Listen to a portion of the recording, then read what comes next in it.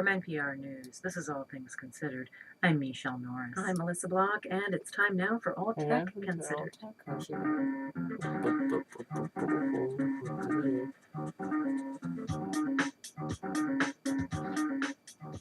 This week, we begin a series on China's return as a technological superpower.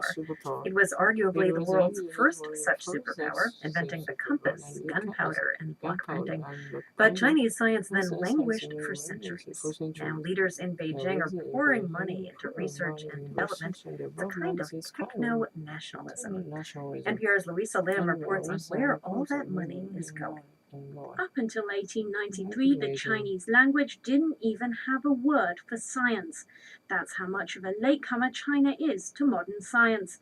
But recently, China's leaders have been making up for lost time.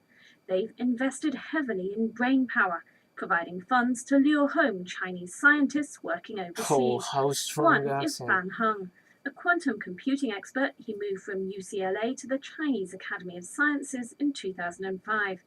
A decade ago, he says, most scientists were desperate to leave China, but those same scientists are now desperate to tap into those funds to come back. 2 years ago, we want to go abroad to have experience, but now we want to come back to concentrate on our research. Gradually, the trend is changed completely. Some researchers want to back to China, but there are not so many opportunities for them. 我一直强调。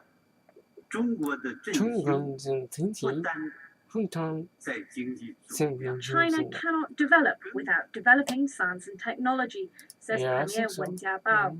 So to date, 2 official schemes have brought back more than 3,100 top-flight academics, offering them tenured positions, research labs, and one-time bonuses. The brain gain is even more extensive when it comes to PhDs. That's according to the Monitor Group's Michael Zlenziger, who's written on the topic. To me, 80,000 PhDs coming home from the States, from Europe, to work in Chinese laboratories is a pretty impressive number, especially when you consider that when it comes to things like clinical trials, you can run a lab bench in China for 20 cents of the dollar cost in the United States. And official spending on science will only increase. Even as US budgets are cut, China's R&D spending will be hiked to 2.2% of GDP in 2015, from 1.7% now, with a focus on specific fields like nanotechnology, clean energy, and stem cell research. China is putting a lot of money into this area.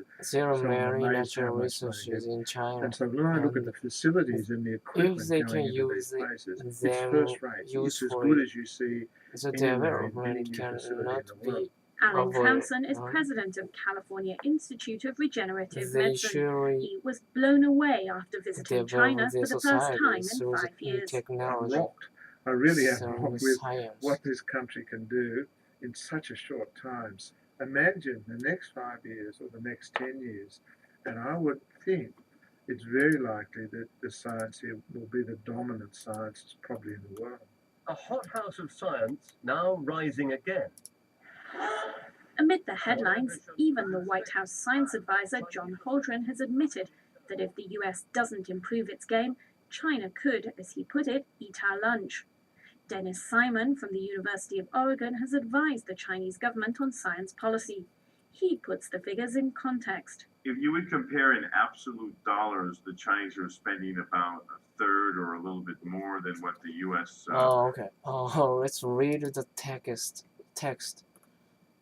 It is not a good to listen to because of the pronunciation. It is very good pronunciation. I can understand it, but it is not a good practice to study English. So let's read the text. China was probably the world's earliest technological superpower, inventing the blow, the compressed gunpowder, and block printing. Then science in the Middle Kingdom languished for centuries.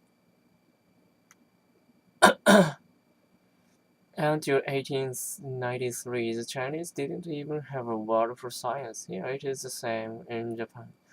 That was when the Japanese term originally made its way into Chinese language, a symbol of just how much of a latecomer China was to modern science. Now readers in Beijing are pouring money into research and development. 698 billion.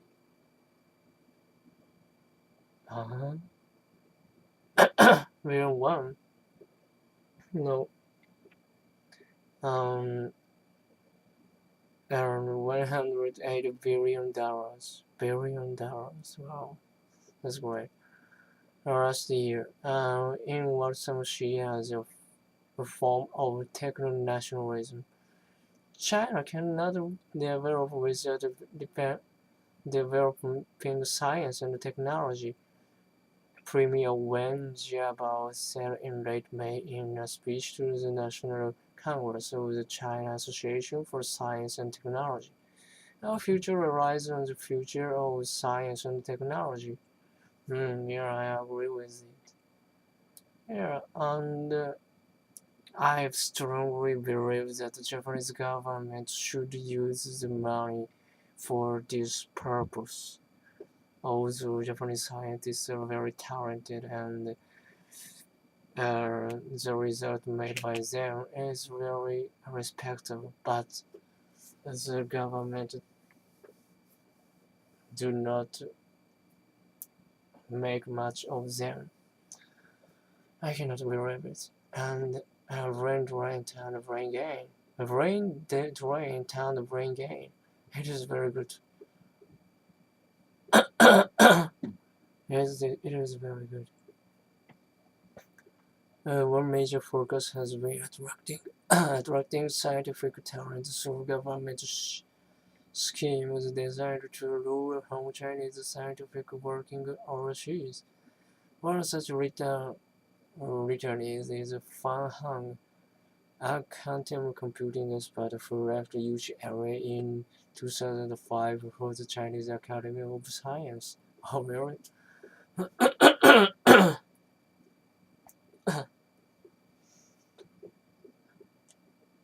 Okay, let's go to text.